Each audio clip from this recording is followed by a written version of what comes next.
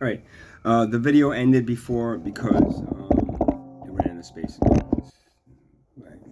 And I actually cracked my screen. And I don't have insurance on it anymore because I used the one insurance. So now I'm gonna have to I'm probably gonna buy a new phone. I'm gonna get a new plan with somebody else, and then just get a free phone because I can't afford one of these phones. I'm still paying for this one. So, all right. So I only got 15 minutes. Okay. I deleted a bunch of files, and that's only have 15 minutes. So I wanted to talk about one more thing. It's also the war on drugs, but this one's a little more specific to the psychiatric community and all the fucking crap that they give to people. Very interesting. Let me just, I'll keep the music off this. I'll put it at the end maybe a little bit because right now it's in my mind and So you have the cocaine, you have the heroin, not the fentanyl, not even the MDMA because that's made in a laboratory. Even though that's pretty good stuff, but crystal meth, same thing. It's made in a laboratory. I mean, it's made into it's made out of it's not there's not really plant derived, even though it does have some kind of like energy and spirit involved to be able to create something, but there's the other ones, the psychedelics that have always gotten a bad rap, always gotten a bad rap as well. And while they're not as illegal because they're not as you can't find them as easy over here. Florida was a little bit better, but over here, it's harder to get. But at the same time, the penalties. I know somebody that had a sheet of LSD, and that person had spent like 10 years in jail because of it. All right. And let me tell you something. All right. Regarding the psychedelics, right? I've been doing psychedelics at a very young age as well. I've done. I think I read something that John Lennon did 200 hits of acid in his career, or lifetime, whatever. I did that much in I don't know, 2 years. Out of my 58 years of life. It is very interesting with psychedelics because that even has even more. First of all, mushrooms. Cactus, peyote or mescaline, San Paulo, not San Paulo, San Pedro, which is the other we get mescaline from. There's Syrian rue. There's a whole bunch of different ones that are all specific and also are. Some of them are not as illegal. Some of them are very illegal.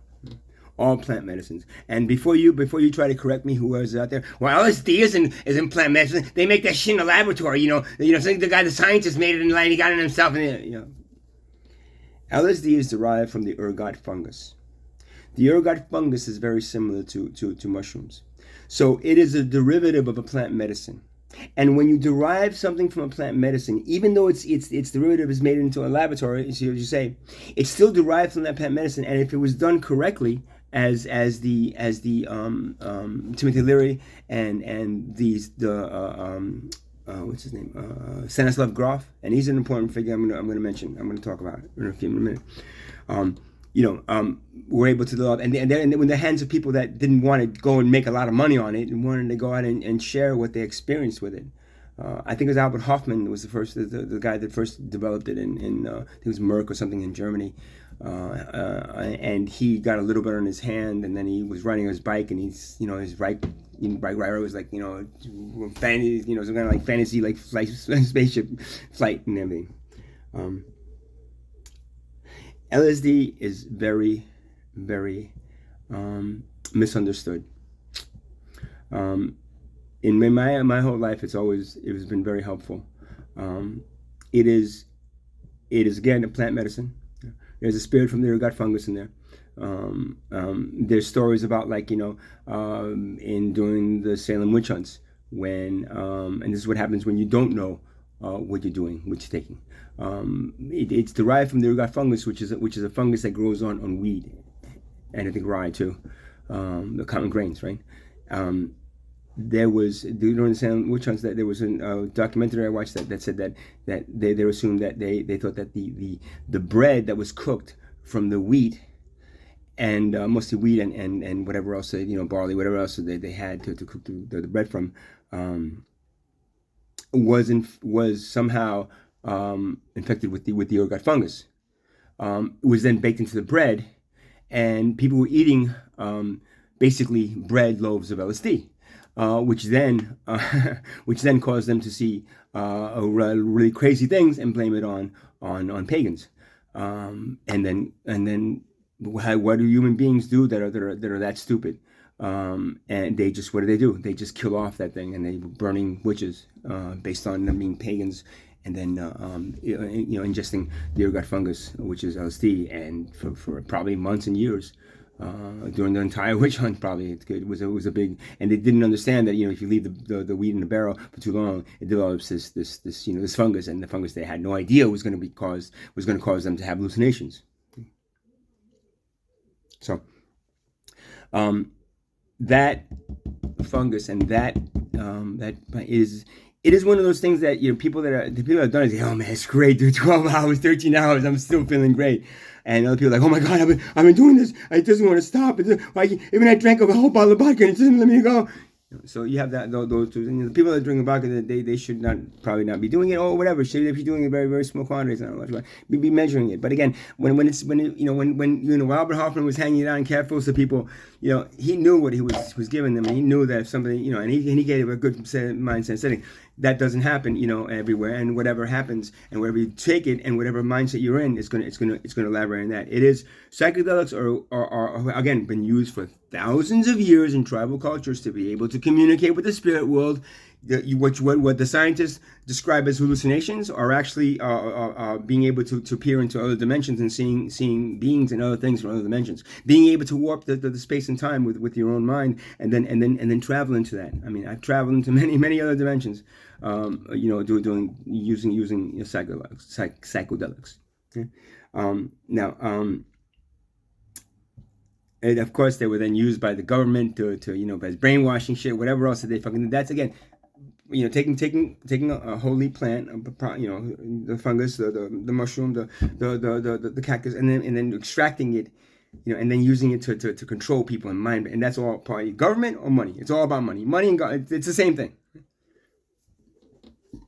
So psychedelics are, the one that I didn't mention yet is DMT, and of course ayahuasca. That is actually a DMT. DMT is not, you can't DMT if you ingest it.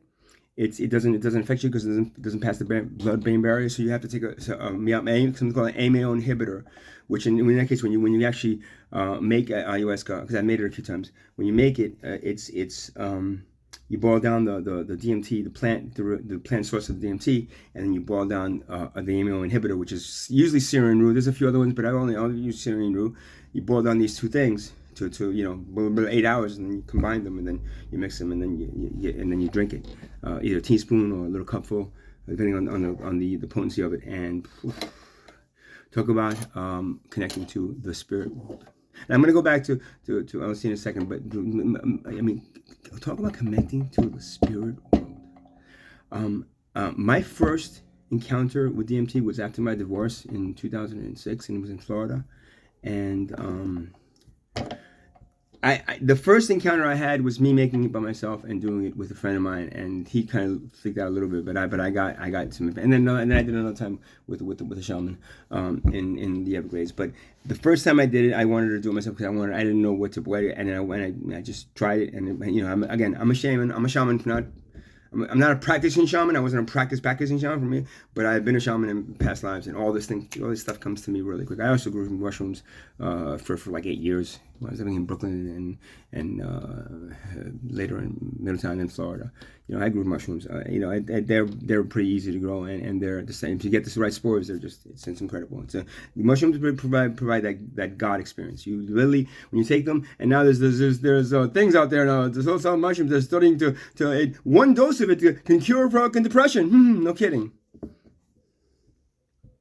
Or PTSD. No kidding. So the derivatives. I'm sorry. So these psychedelics DMT is very interesting. From my first DMT experience, and I said this in another video, but I'm going to say it now again because I want to stress the point how important it is. Has more than anything else, has the spirit in the left. When I took it the first time, I literally saw little entities floating around my body and communicating with me. And it wasn't just me hearing them, but they were like little fireflies just glowing my body. And I went into that experience with a very problematic condition called keratoconus. It was a coning of the cornea, right? I have a coning of the cornea. So the cornea actually like cones out, it bulges out.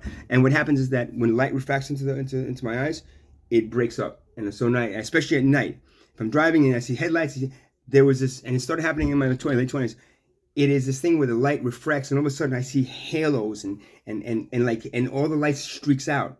And that's dangerous when I'm driving because then if somebody's walking and the light will streak over them and I won't see them because there's a light source of oncoming cars. So it was very dangerous when I first started getting conditions. So I got really scared and I didn't know what it was. So I went to an eye doctor, and they knew what it was right away. And they did a cornea mapping and eventually they gave me a hard contacts or semi hard contacts, which were these contacts you put in your eye and it pushes in the cornea. I mean, it's actually hard in the middle, so it's like it's basically you have a piece of glass sticking on your eye and it's pushing in the cornea. And well, it gave me some of my sight back, some of that condition.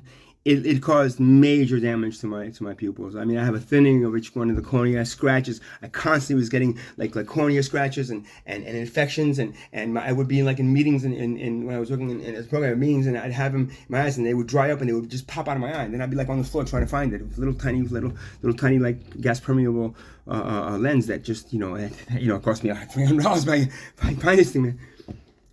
So I dealt with that for 8 or 9 years. I literally had those kind of, and it was torture wearing those things.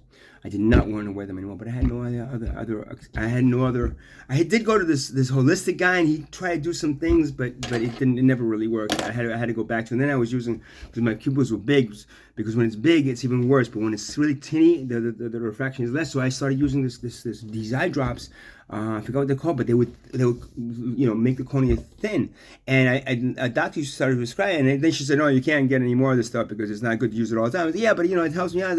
Okay, well, and then I was getting a prescription for years, and then actually made the cornea smaller, so I had really pin-shaped corneas whenever I used it. But with the first hour that I used it only lasted for about 4 hours. And the first hour I used it, I would see blurry, even blurrier than with the condition. So I had to deal with this contact and drops thing, and then be seeing blurry, and then getting better, and then towards the end got blurry. So it was devastating to me. So I went into this thing and please, if you guys are gonna heal me something, find out what's wrong with me, but also do me a favor and just tell me what the fuck is up with my eyes and what can I do about it? Because they're saying as I get older and wearing these contacts, especially my cornea is going to get thinner and thinner and thinner, but because of the damage to the cornea, and I'm going to have cornea transplants in both my eyes. And it's like, damn, man, is there anything else I could do with it?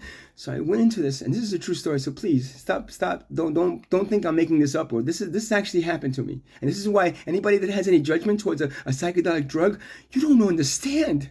You just don't fucking understand that these things could probably fucking cure cancer if you fucking let them, you assholes. I sat there, and these things combed my body, and I started getting some information about my I think my liver was a little bit off, and some other things around my body. And then they said, your eyes, you have this condition. This condition, you're making it a lot worse than it actually is.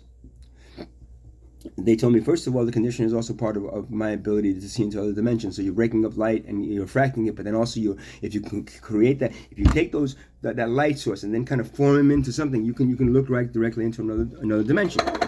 Boom! It's like, really? Wow! And this information I was getting penetrated in my body. It's not like, oh, wow, I wonder what I said before. It was penetrating in my body. Now I'll tell you what ayahuasca is. It's like you drink it, and for the first 20 minutes, you're like, oh wow, this is okay, and all of a sudden, about half hour later, you just start throwing up like crazy. Especially if you have an empty stomach, not that much, but the first time you throw up, and that's a whole purging of negative energy and negative stuff that's in your body, just purging it out.